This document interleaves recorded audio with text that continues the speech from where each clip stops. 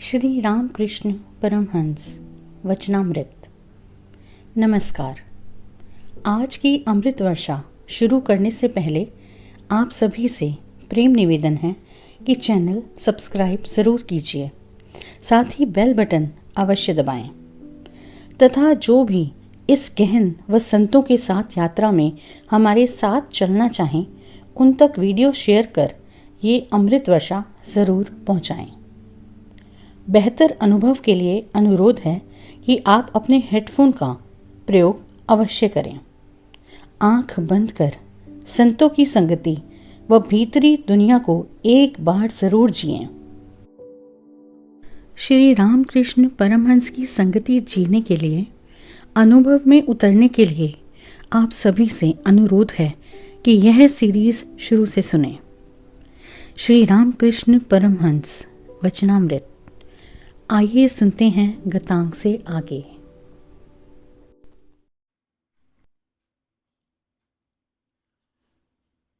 गतांग से आगे। श्री रामकृष्ण आज संध्या आरती के बाद दक्षिणेश्वर के काली मंदिर में देवी की प्रतिमा के सम्मुख खड़े होकर दर्शन करते और चमर लेकर कुछ देर डुलाते रहे।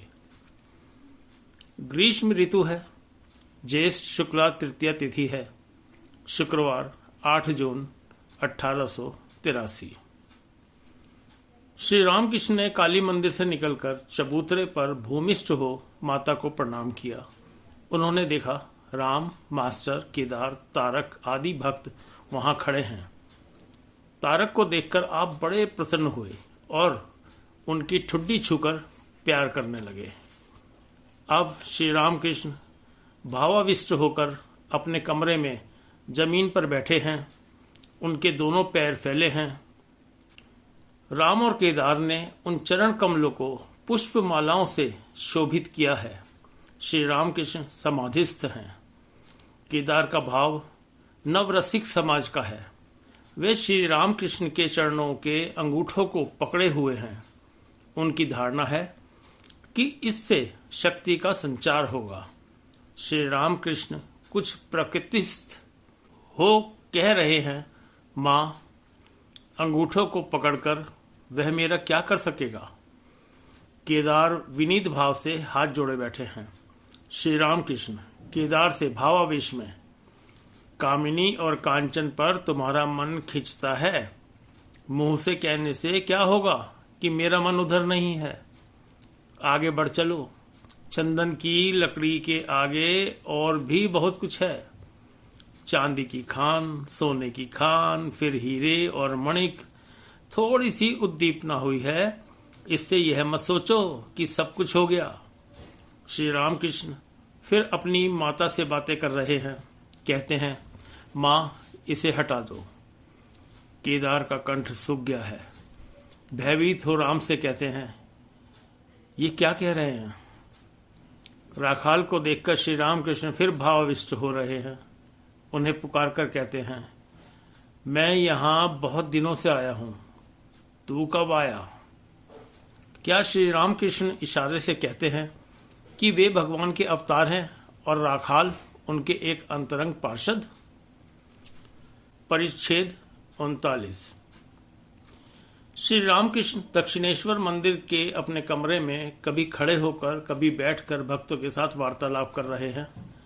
आज रविवार 10 जून 1883 ज्येष्ठ शुक्ला पंचमी है। दिन के 10 बजे का समय होगा। राखाल, मास्टर, लाटू, किशोरी, रामलाल, हाजरा आदि अनेक व्यक्ति उपस्थित हैं। श्री रामकृष्ण स्वयं अपने चरित्र का वर्णन कर अपनी पूर्व कथा सुना रहे हैं। श्री रामकृष्ण भक्तों के प्रति। उस देश में बचपन में मुझे स्त्री पुरुष सभी चाहते थे। सभी मेरा गाना सुनते थे। फिर मैं लोगों की नकल उतार सकता था। लोग मेरा नकल उतारना देखते और सुनते थे। उनके घर की बहू बेटियां मेरे लिए खाने की चीजें रख देती थीं। कोई मुझ पर अविश्वास न करता था। सभी घर के लड़के जैसा मानते थे, परंतु मैं सुख पर लट्टू था। अच्छा सुखी घर देखकर आया जाया करता था। जिस घर पर दुख विपत्ति देखता था वहां से भाग जाता था। लड़कों में किसी को भला देखने पर उससे प्रेम करता था और किसी किसी के साथ गहरी मित्रता जोड़ता था। परंतु अब वे घोर संसारी हो गए हैं। अब उनमें से कोई कोई यहाँ पर आते हैं, आकर कहते हैं, वाह खूब, पाठशाला में भी जैसा देखा यहाँ पर भी वैसा ही देख रहे हैं। पाठशाला में हिसाब किताब देखकर सिर चकराता था, परंतु चित्र अच्छा खींच सकता था और अच्छी मूर्तियां गढ़ सकता था। जहां भी सदावर्त धर्मशाला देखता था वहीं पर जाता था, जाकर बहुत देर तक खड़ा देखता रहता था। कहीं पर रामायण या भागवत की कथा होने पर बैठकर सुनता था, परंतु यदि कोई मुंह हाथ बनाकर पढ़ता तो उसकी नकल उतारता था और लोगों को सुनाता था। औरतों का चाल चलन खूब समझ सकता था, उनकी बातें, स्वर आदि की नकल उतारता था। श्री रामकृष्ण भोजन के उपरांत छोटे तख्त पर जरा बैठे हैं। अभी विश्राम करने का समय नहीं हुआ है। भक्तों का समागम होने लगा।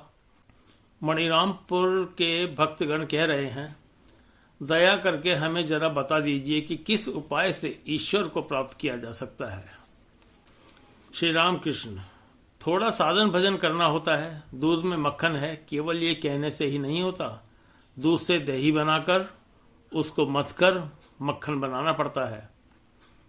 परंतु बीच बीच में जरा निर्जन में रहना चाहिए। कुछ दिन निर्जन में रहकर भक्ति प्राप्त करके उसके बाद फिर कहीं भी रहो।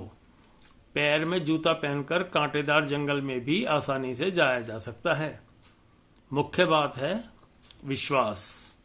जैसा भाव वैसा लाभ। मूल बात है विश्वास। विश्वास हो जाने पर फिर भय नहीं होता। मणिरामपुर के भक्त, महाराज, गुरु क्या आवश्यक ही है? श्री रामकृष्ण, अनेकों के लिए आवश्यक है, परंतु गुरु वाक्य में विश्वास करना पड़ता है। गुरु को ईश्वर मानना पड़ता है, तभी लाभ होता है। इसीलिए वैष्णव भक्त कहते हैं, गुरु कृष्ण वैष्णव। उनका नाम सदा ही लेना चाहिए। कली में नाम का महात्म्य है। प्राण अन्नगत हैं, इसीलिए योग नहीं होता। उनका नाम लेकर ताली बजाने से पाप रूपी पक्षी भाग जाते हैं। सत्संग सदा ही आवश्यक है। गंगा जी के जितने ही निकट जाओगे उतनी ही ठंडी हवा पाओगे। आग के जितने निकट जाओगे उतनी ही गर्मी होगी। सुस्ती करने से कुछ नहीं होगा। जिनकी सांसारिक विषय भोग की इच्छा है वे कहते हैं होगा, कभी न कभी ईश्वर को प्राप्त कर लेंगे। मैंने केशव सेन से कहा था, पुत्र को व्याकुल देखकर उसके पिता उसके बालिग होने से 3 वर्ष पहले ही उसका हिस्सा छोड़ देते हैं। माँ भोजन बना रही है, गोदी का बच्चा सो रहा है, माँ मुंह में चूसनी दे गई है। जब चूसनी छोड़कर चित्कार करके बच्चा रोता है, तब माँ हंडी उतार कर बच्चे को गोदी में लेकर स्तनपान कराती है। ये सब बातें मैंने केशव सेन से कही थी। कहते हैं, कलयुग में एक दिन एक रात भर रोने से ईश्वर का दर्शन होता है। मन में अभिमान करो और कहो, तुमने मुझे पैदा किया है, दर्शन देना ही होगा। गृहस्थी में रहो अथवा कहीं भी रहो, ईश्वर मन को देखते हैं। विषय बुद्धि वाला मन मानो भीगी दिया सलाई है, चाहे जितना रगड़ो कभी नहीं जलेगी। एकलव्य ने मिट्टी के बने द्रोण अर्थात अपने गुरु की मूर्ति को सामने रखकर बाण चलाना सीखा था। कदम बढ़ाओ। लकड़हारे ने आगे बढ़कर देखा था चंदन की लकड़ी, चांदी की खान, सोने की खान और आगे बढ़कर देखा हीरा मणि। जो लोग अज्ञानी हैं वे मानो मिट्टी की दीवार वाले कमरे के भीतर हैं। भीतर भी रोशनी नहीं है और बाहर भी किसी चीज को भी देख नहीं सकते। ज्ञान प्राप्त करके जो लोग संसार में रहते हैं वे मानो कांच के बने कमरे के भीतर हैं। भीतर रोशनी, बाहर भी रोशनी, भीतर की चीजों को भी देख सकते हैं और बाहर की चीजों को भी। एक के अतिरिक्त और कुछ नहीं है। वे पर ब्रह्म जब तक मैंपन को रखते हैं तब तक दिखाते हैं कि वे ही आद्य शक्ति के रूप में सृष्टि, स्थिति व प्रलय कर रहे हैं। जो ब्रह्म है वे ही आद्य शक्ति है। एक राजा ने कहा था कि उसे एक ही बात में ज्ञान देना होगा। योगी ने कहा, अच्छा, तुम एक ही बात में ज्ञान पाओगे? थोड़ी देर बाद राजा के यहाँ अकस्मात एक जादूगर आ पहुंचा। राजा ने देखा वह आकर सिर्फ 2 उंगलियों को घुमा रहा है। कह रहा है, राजा ये देख, यह देख। राजा विस्मित होकर देख रहा है। थोड़ी ही देर में 2 उंगलियों की जगह एक ही उंगली रह गई। जादूगर एक उंगली घुमाता हुआ कह रहा है, राजा यह देख, यह देख। अर्थात ब्रह्म और आद्य शक्ति पहले पहल 2 समझे जाते हैं, परंतु ब्रह्म ज्ञान होने पर फिर 2 नहीं रह जाते। अभेद, एक, अद्वितीय, अद्वैत। बेलघर से गोविंद मुखोपाध्याय आदि भक्तगण आए हैं।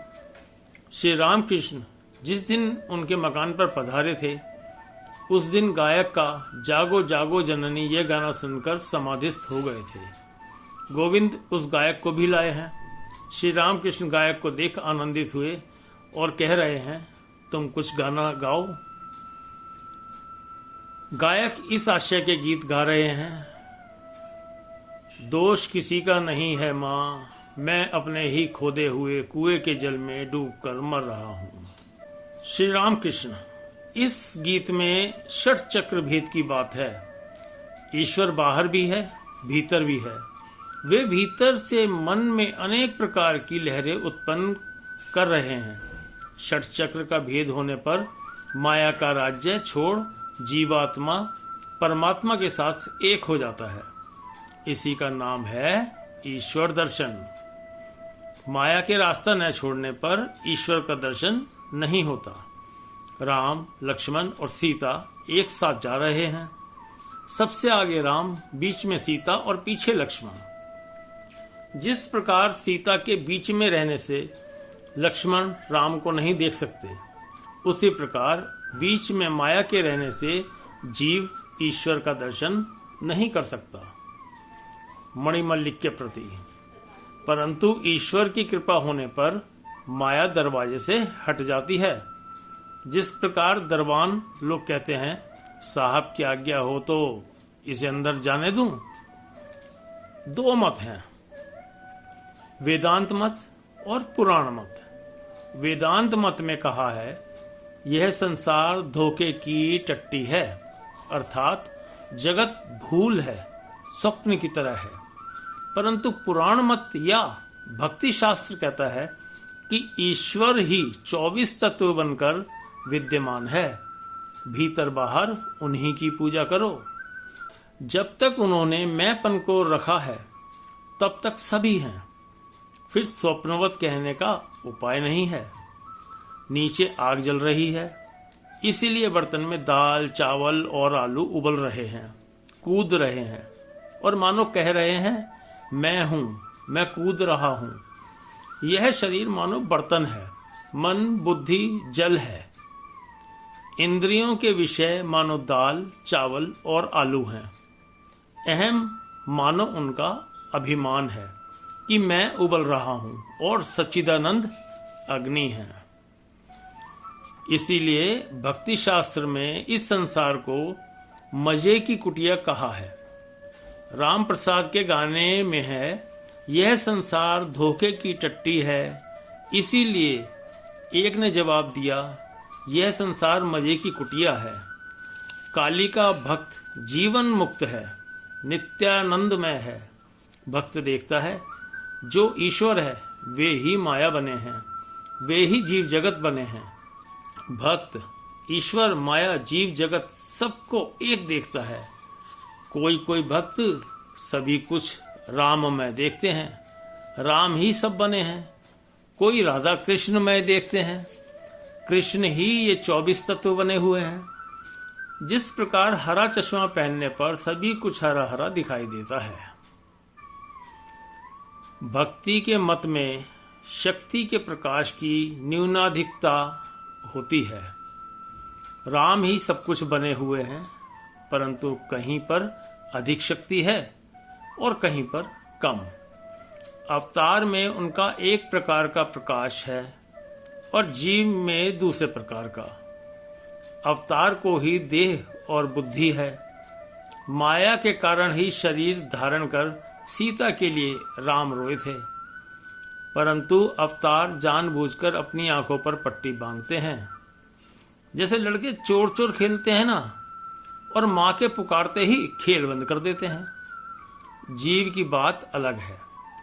जिस कपड़े से आंखों पर पट्टी बंधी हुई है, वह कपड़ा पीछे से 8 गांठों से बड़ी मजबूती से बंधा हुआ है। अष्टपाश। अष्टपाश कौन कौन से? लज्जा, घृणा, भय, जाति, कुल, शील, शोक, जुगुप्सा। जुगुप्सा अर्थात निंदा। ये 8 पाश हैं। जब तक गुरु खोल नहीं देते तब तक कुछ नहीं होता। बेलघर के भक्त, आप हम पर कृपा कीजिए। श्री रामकृष्ण। सभी के भीतर वे विद्यमान हैं, परंतु गैस कंपनी में अर्जी दो, तुम्हारे घर के साथ संयोग हो जाएगा। परंतु व्याकुल होकर प्रार्थना करनी होगी। कहावत है, 3 प्रकार के प्रेम के आकर्षण एक साथ होने पर ईश्वर का दर्शन होता है। संतान पर माता का प्रेम, सती स्त्री का स्वामी पर, और विषय जीवों का विषय पर प्रेम। सच्चे भक्त के कुछ लक्षण हैं। वह गुरु का उपदेश सुनकर स्थिर हो जाता है। सपेरे के संगीत को विषधर सांप स्थिर होकर सुनता है, परंतु नाग नहीं। और दूसरा लक्षण, सच्चे भक्त की धारणा शक्ति होती है। केवल कांच पर चित्र खींचा नहीं जाता, किंतु रसायन युक्त कांच पर खींचा जाता है, जैसा फोटोग्राफ। भक्ति है वह रासायनिक द्रव्य। एक लक्षण और है, सच्चा भक्त जितेंद्रिय होता है, कामजयी होता है। गोपियों में काम का संचार नहीं होता था। तुम लोग गृहस्थी में हो, रहो ना, इससे साधन भजन में और भी सुविधा है। मानो किले में से युद्ध करना। जिस समय शव साधन करते हैं, उस समय बीच बीच में शव मुंह खोलकर डराता है। इसीलिए भुना हुआ चावल चना रखना पड़ता है और उसके मुख में बीच बीच में देना पड़ता है। शव के शांत होने पर निश्चिंत होकर जप कर सकोगे। इसीलिए घर वालों को शांत रखना चाहिए। उनके खाने पीने की व्यवस्था कर देनी पड़ती है, तब साधन भजन की सुविधा होती है। जिनका भोग अभी कुछ बाकी है, वह गृहस्थी में रहकर ही ईश्वर का नाम लेंगे। नित्यानंद कहा करते थे, मागुर माछेर झोल, युवती नारी रकोल, बोल हरि बोल। हरि नाम लेने से मागुर मछली की रसदार तरकारी तथा युवती नारी तुम्हें मिलेगी। सच्चे त्यागी की बात अलग है। मधुमक्खी फूल के अतिरिक्त और किसी पर भी नहीं बैठेगी। चातक की दृष्टि में सभी जल निस्वाद हैं। वह दूसरे किसी भी जल को नहीं पिएगा। केवल स्वाति नक्षत्र की वर्षा के लिए ही मुंह खोलेगा। सच्चा त्यागी अन्य कोई भी आनंद नहीं लेगा, केवल ईश्वर का आनंद। मधुमक्खी केवल फूल पर बैठती है। सच्चे त्यागी साधु मधुमक्खी की तरह होते हैं। ग्रही भक्त मानो साधारण मक्खियां हैं। मिठाई पर भी बैठती हैं और फिर सड़े घाव पर भी। तुम लोग इतना कष्ट करके यहां आए हो, तुम ईश्वर को ढूंढते फिर रहे हो। अधिकांश लोग बगीचा देखकर ही संतुष्ट रहते हैं। मालिक की खोज बिरले ही लोग करते हैं। जगत के सौंदर्य को ही देखते हैं, इसके मालिक को नहीं ढूंढते। श्री रामकृष्ण गाने वाले को दिखाकर इन्होंने षट चक्र का गाना गाया। वह सब योग की बातें करते हैं, हठ योग और राजयोग। हठ योगी कुछ शारीरिक कसरतें करता है, सिद्धियां प्राप्त करता है, लंबी उम्र प्राप्त करना तथा अष्ट सिद्धि प्राप्त करना, ये सब उद्देश्य है। राजयोग का उद्देश्य है भक्ति, प्रेम, ज्ञान, वैराग्य। राजयोग ही अच्छा है। वेदांत की सप्तभूमि और योग शास्त्र के षट चक्र आपस में बहुत कुछ मिलते जुलते हैं। वेद की प्रथम 3 भूमियां और योग शास्त्र के मूलाधार, स्वाधिष्ठान तथा मणिपुर चक्र एक हैं। इन 3 भूमियों में गुदा, लिंग तथा नाभि में मन का निवास है। जिस समय मन चौथी भूमि पर अर्थात अनाहत पर उठता है, उस समय जीवात्मा का शिखा की तरह दैदीप्यमान रूप में दर्शन होता है और ज्योति का दर्शन होता है। साधक कह उठता है, यह क्या, यह क्या। मन की 5वीं भूमि में उठने पर केवल ईश्वर की ही बात सुनने की इच्छा होती है। यहां पर विशुद्ध चक्र है। षष्ठ भूमि और आज्ञा चक्र एक ही हैं। वहां पर मन के जाने से ईश्वर का दर्शन होता है, परंतु वह उसी प्रकार होता है जिस प्रकार लालटेन के भीतर रोशनी रहती है। छू नहीं सकते क्योंकि बीच में कांच रहता है। जनक राजा पंचम भूमि पर से ब्रह्म ज्ञान का उपदेश देते थे। वे कभी पंचम भूमि पर और कभी षष्ठ भूमि पर रहते थे। षट चक्र भेद के बाद सप्तम भूमि है। मन वहां जाने पर लीन हो जाता है। जीवात्मा परमात्मा एक हो जाते हैं, समाधि हो जाती है, देह बुद्धि चली जाती है, बाह्य ज्ञान नहीं रहता, अनेक तत्व का बोध नष्ट हो जाता है और विचार बंद हो जाते हैं। त्रैलंग स्वामी ने कहा था, विचार करते समय ही अनेकता तथा विभिन्नता का बोध होता है। समाधि के बाद अंत में 21 दिन में मृत्यु हो जाती है। परंतु कुंडलिनी न जागने पर चैतन्य प्राप्त नहीं होता। जिसने ईश्वर को प्राप्त किया है उसके कुछ लक्षण हैं। वह बालक की तरह, उन्मत्त की तरह, जड़ की तरह या पिशाच की तरह बन जाता है और उसे सच्चा अनुभव होता है कि मैं यंत्र हूं और वे यंत्री हैं। वे ही करता है और सभी अकर्ता है।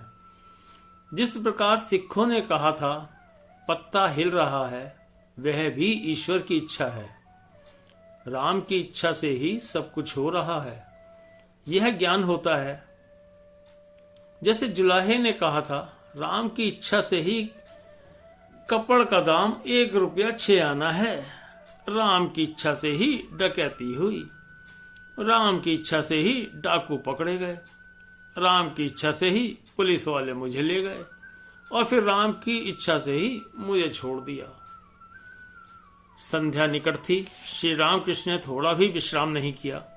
भक्तों के साथ लगातार हरि कथा हो रही है। अब मणिरामपुर और बेलघर के तथा अन्य भक्तगण भूमिष्ठ होकर उन्हें प्रणाम कर देवालय में देव दर्शन के बाद अपने अपने स्थानों को लौटने लगे। शेष क्रमशः। हमारे चैनल को सब्सक्राइब अगर नहीं किया तो ज़रूर करें। वह इस वीडियो को जिन लोगों तक आपको लगे पहुंचना चाहिए उन तक ज़रूर पहुंचाएं। मिलते हैं जल्दी। धन्यवाद।